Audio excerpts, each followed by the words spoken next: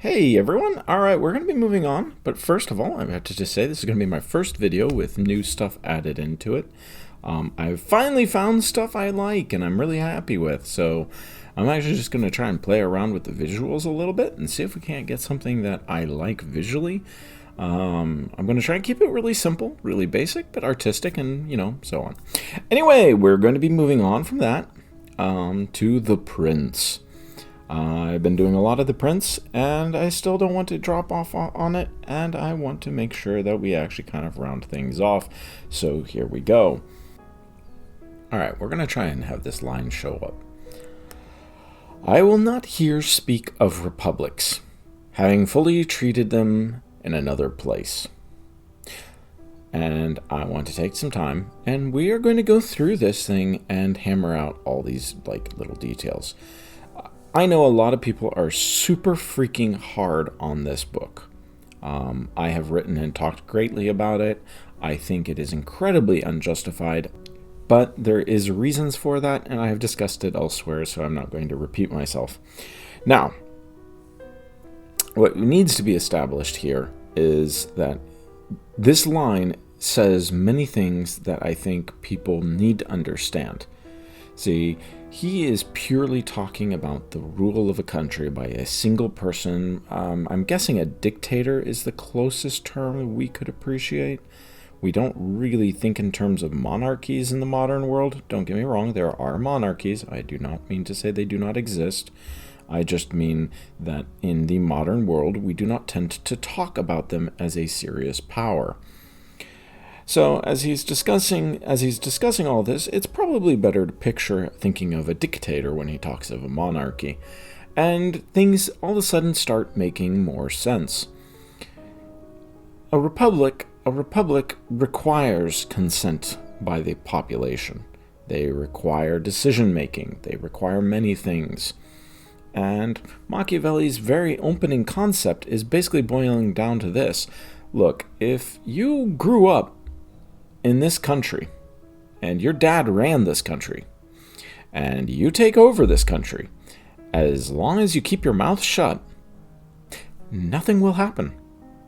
That is just a little bit down from where we are right here, where he actually starts talking about hereditary monarchies, and then he proceeds to talk about it in the rest of, I guess, this chapter, although it's honestly more of 2 paragraphs than a chapter. The usage of chapter is very misleading here because, we tend to think big things.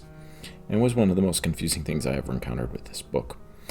He says, it is sufficient not to exceed the ancestral usages and to accommodate oneself to accidental circumstances. In this way, such a prince, if of ordinary ability, will always be able to maintain his position unless some very exceptional and excessive force deprives him of it. And even if he is deprived of it, on the slightest misfortune happening to the occupier, he will be able to regain it. And that's a little heavily phrased, but he's basically just saying what I've kind of already said. If you inherit a throne, if you take over a government because of who your family was, you don't really have to do anything.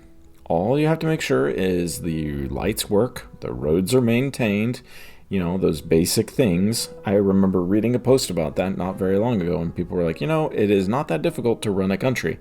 All your responsibility basically boils down to is make sure people have food, water, and working transportation infrastructure stuff. Really basic. You screw that up, and you start having problems. Anyway, we're not going to go into modern politics here. It's really tempting to pull out some modern examples. That is not my goal. My goal is to establish something that I think most people misunderstand, which is they talk about this man as if he is like a horrible, evil person because of a few excerpts from the book, but they intentionally leave those excerpts unspecified. In other words, they don't explain any of what he is actually trying to say in those moments. They literally just bring it up and they go, oh, see, he said this. That makes him a horrible person. Okay, well, yeah, if you take a sentence out of context, you can make anyone sound like they said anything. If you don't believe me, you have not been paying attention to politics, news, or any of the things happening out there on the internet. I should not need to make that more clear. I think you all understand that. So here we have this guy, and he's writing this book, and his very opening concept, well, we'll call it nearly opening concept. Technically, there is a little bit of material right before this, because he does actually mention one paragraph, that's chapter 1, which contains other information. Basically, the section we covered already a little in detail. And then he moves on to this, and he says, I'm not talking about a republic. I've already talked about them. Now, I personally have actually never read whatever writing he is referring to here. However, I think that if you really want to make a judgment about this person, you should take a look at that work. And this is very basic and very fundamental, and there is no real way working around this. Yes, if you want to judge the guy for what he says about how a monarchy works, you really should take a moment to figure out what he says about how a republic works. And if he says things about how a republic works that you don't like, then maybe you can actually start being harsh on the guy. However, if he says a republic is an amazing form of government, the greatest form of government on the planet, it allows every single person to have their concerns, their worries, their thoughts, their fears, their everything addressed and handled by a larger government. It is the best chance for humans to have peace on the earth, yada yada yada, rainbows, unicorns, you name it, guys. Would you really have any criticism about this guy talking on a different subject? Yes? And this is really the issue. It is really easy to take someone's work and present a soundbite. You guys could take some of the stuff I'm writing right here. For example, I could say, actually, I'm going to need a moment to think about that. Let's say nuke Russia. If I were to say that, and I have, you could come along and edit this video to make it sound like I said something entirely different.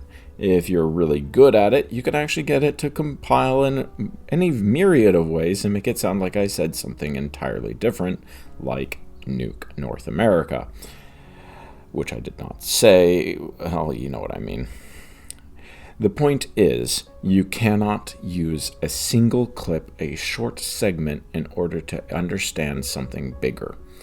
This is fundamental for learning, this is fundamental for understanding, and this is one of the most important things you need to understand the world around you.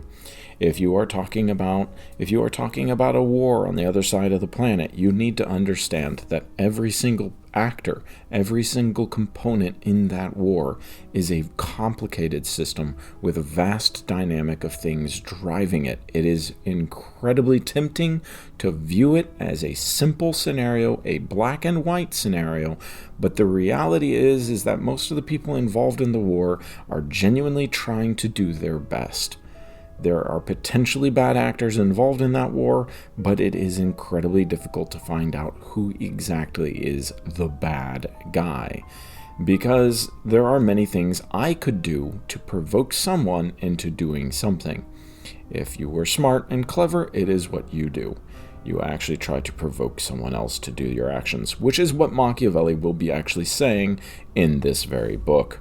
And this is really the point.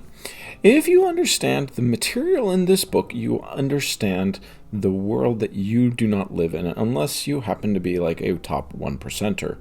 Most people who are listening to this are not. And if you think about it, does any of the people who are running this world really want you personally understanding how the world works on a large scale? Who does it benefit? Does it benefit the people driving the forces of this world in any way for you to actually understand these things? Or does it get in their way? The only answer is to read Machiavelli and find out yourself.